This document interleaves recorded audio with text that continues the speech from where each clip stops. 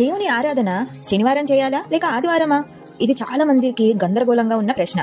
Bible మొదటి నుండే చెప్పింది, దేవుడు 6 రోజులలో లోకాన్ని సృష్టించాడు, 7వ రోజు విశ్రాంతి తీసుకున్నాడు అని ఆదికాండం 2:2-3లో చూడగలం. అందుకే శనివారం సబ్బాత్ విశ్రాంతి దినమని యూదులు పాటించేవారు. ఇది దేవుడు మోషేకి ఇచ్చిన 10 ఆజ్ఞల్లో 4వ ఆజ్ఞ కూడా. కానీ నూతన నిబంధనలో ఒక పెద్ద సంఘటన జరిగింది. యేసు ప్రభువు ఆదివారం నాడు పునరుద్ధానం అయ్యాడు. మత్తయి 28:1-6లో చూడగలం.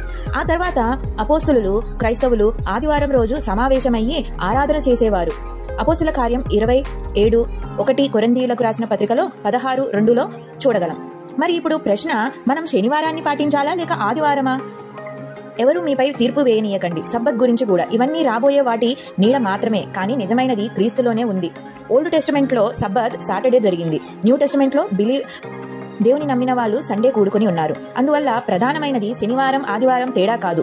దేవుడు చూసేది మనం ఆయనను నిజమైన హృదయంతో ఆరాధిస్తున్నామా, మన జీవితం క్రీస్తులో ఉందా, మనం ప్రతిరోజు ఆయనతో నడుస్తున్నామా అని. యోహాను రాసిన పత్రిక 4:23లో నిజమైన ఆరాధకులు తండ్రిని ఆత్మతోనూ సత్యముతోనూ ఆరాధించుదురు అని రాసి ఉంది. కాబట్టి స్నేహితులారా, విషయం దినం గురించి కాదు, మన హృదయం గురించి. శనివారమైనా ఆదివారమైనా దేవుని నిజమైన ఆరాధకులమై ఉండాలి. ఈ వీడియో మీకు నచ్చితే షేర్ చేయండి, సబ్స్క్రైబ్ చేయండి, ఇంకా మీ అభిప్రాయాలను కామెంట్లో రాయండి.